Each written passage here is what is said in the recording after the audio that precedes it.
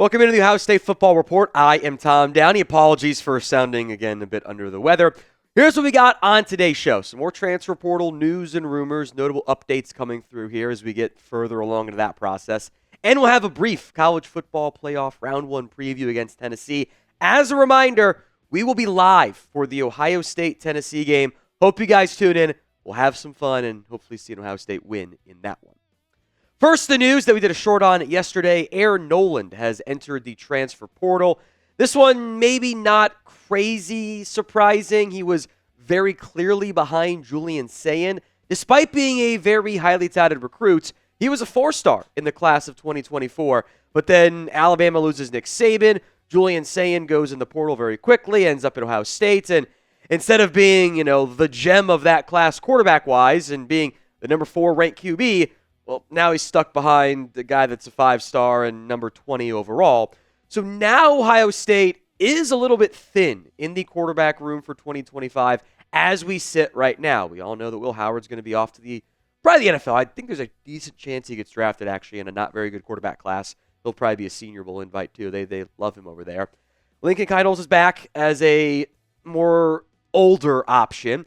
Julian Sayin, though, is already quarterback 3. Devin Brown's going to leave. He's your clear-cut favorite to start, and maybe Tavien Clair takes over as the backup before season's end. I wouldn't be shocked, though, if one more lower-level quarterback arrived in the transfer portal. If you're lucky enough to find someone who wants to come be the backup who's going to be a coach down the line, that actually could be in the cards for Ohio State. So this is the updated OSU transfer portal tracker. Kojo Antwi, Jayden Ballard, the 2 receivers, Gabe Powers, the linebacker, 2 quarterbacks, Devin Brown, Air Noland, Miles Walker, the offensive tackle. Devin Brown's going to stick around for the rest of the CFP run. These guys are not big names. They weren't going to play huge roles. Noland/Brown are probably the 2 bigger ones because it's a quarterback, but I don't think any of these things are that unexpected. In fact, understandable is probably my one word for Air Noland. He was not going to beat out Julian Sayin. He was not going to beat out Tavien Clair once, in theory, Sayin goes off to the NFL. Transferring just makes a lot of sense for him. So what is your one-word and one-word reaction? Let me know on Air Noland in the portal, Let me know the pinned comments of today's show. The ad comes on YouTube. Take advantage of it. Head down there and let me know. All right, let's talk more transfer portal targets here. Justice Haynes, who is taking visits and is a target for Ohio State, is up in the air. They've obviously got an interesting Quinton Joyner. He's now visiting Texas Tech, who's throwing around tortillas full of cash, probably get players hit the NIL. With the NIL to hit the portal for them. Haynes is an Ohio State interest, but he's taking other visits previously. First up is Ole Miss today. South Carolina on Thursday. Michigan is going to go down over the weekend. Now, per On3, Ohio State is, quote-unquote, fighting to stay in this one. Haynes is going to have interest. That is not a surprise. He had success both 2024 and even 2023 when he got touches. He did not get a lot of touches, and that the selling point for all these programs is going to be, hey, we'll give you the ball. We'll give you that rock. So Haynes being in the portal is noteworthy. Is a top player. OSU didn't get Dylan Thieneman, committed to Oregon. You'd like to be able to get one more veteran back to pair with some youngsters you got already in the fold, assuming you lose Quinshon Judkins and Travion Henderson. Adding an impact player like Haynes would go a very long way. Coming up next, we'll have some keys to victory for Ohio State against Tennessee. Some big picture stuff here. But first, today's show is made possible by Game Time. Game Time is focused on togetherness this holiday season. And that means when you bring people together at live events, the experience is better and it's a perfect gift. You don't know what to get your wife, your girlfriend, your husband, your boyfriend, whatever, this holiday season, your dad. Get them tickets. Remember one year I got my dad Bengals playoff tickets. They lost. We didn't have that good of a time, but it was fun to be together for the holidays. Download the Game Time app, create your account using code over at gametime.co. Use code ChatSports to get $20 off your first purchase. You can get tickets to the Tennessee-Ohio State CFP game. Don't let Tennessee have more than like 20% attendance. Although there's some drama from that we won't go too much into today, but it is worth mentioning. Either way, again, terms apply. Go create your account over at gametime.co. Download the app. Use code CHATSPORTS ChatSports for $20 off. Download Game Time today. What time is it? It's game time. Links to the comments and the description of today's show. The final matchup of the CFP is Tennessee at Ohio State. Up in Columbus, we can get some SEC can't play in cold weather games potentially. OSU is a 7-point favorite in this game, by the way. Over under 46.5. So you're looking at a 26-20-ish win. 27-20 win for Ohio State. Somewhere in that range is the projected score in this one. Let's talk keys to victory. Now, OSU tried maybe too hard to do this one in the first game, or the big game against Michigan, I should say. They're going to want to establish the run and pound that rock. And I think it matters even more in college football than it does in professional football. OSU has two very talented backs who have not been overworked this year. Neither guy has more than 147 carries. Both have been effective, efficient. There's been some big plays by both guys.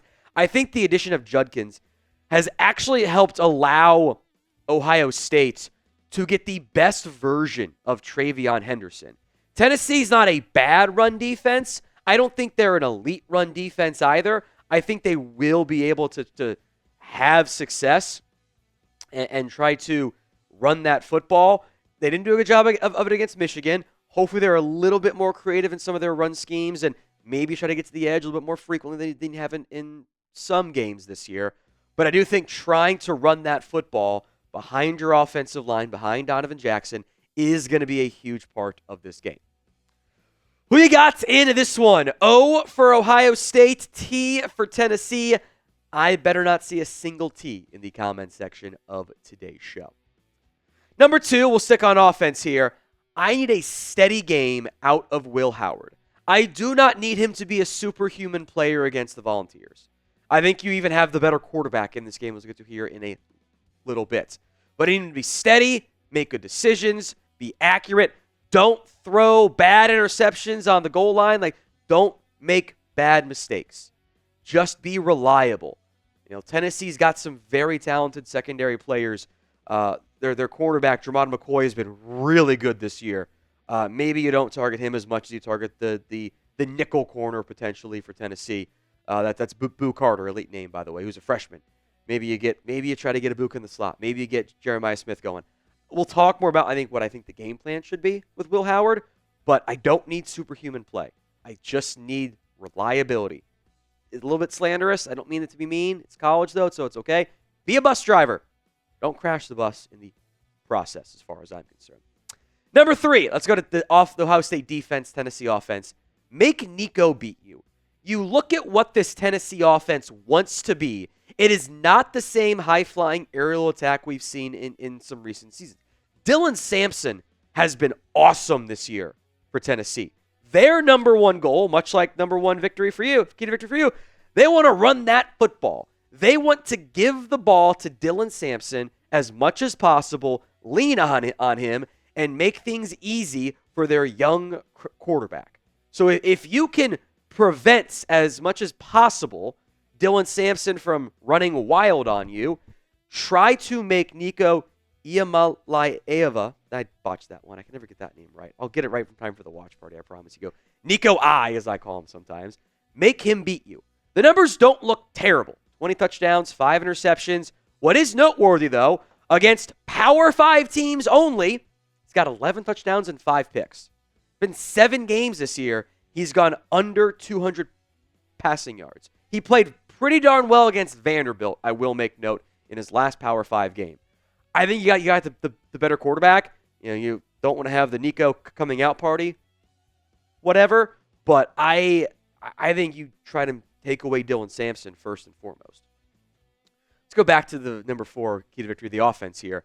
I think quick passing game is a really good idea against Tennessee. James Pierce, their pass rusher, is really friggin' good. That's going to be a first-round pick probably in this year's NFL draft. I want to mitigate him, given some of my offensive liners have had of late. So I think a quick passing game featuring a lot of Jeremiah Smith, Nico Buka, Carnell Tate. I try to run some quick game with those guys and let them be yak generators. I think that's a good strategy for Ohio State against Tennessee. Finally, win the penalty battle in this one. And this really favors Ohio State in a way I think has kind of been overlooked a little bit. There are 134 college football teams. Penalties per game this year. Ohio State averaging about 4.3. It's really good. It's top 10. It's tied for 9th best in the NFL. Tennessee is at 8.5. That's really bad. That's bottom 5 in college football of all teams. Not just SEC play. Not like it's just throwing more flags against Tennessee. Nope. Just they make a bunch of mistakes. Take advantage of them. You're favored. Don't give the underdog a chance by making a bunch of self-inflicted wounds in this one.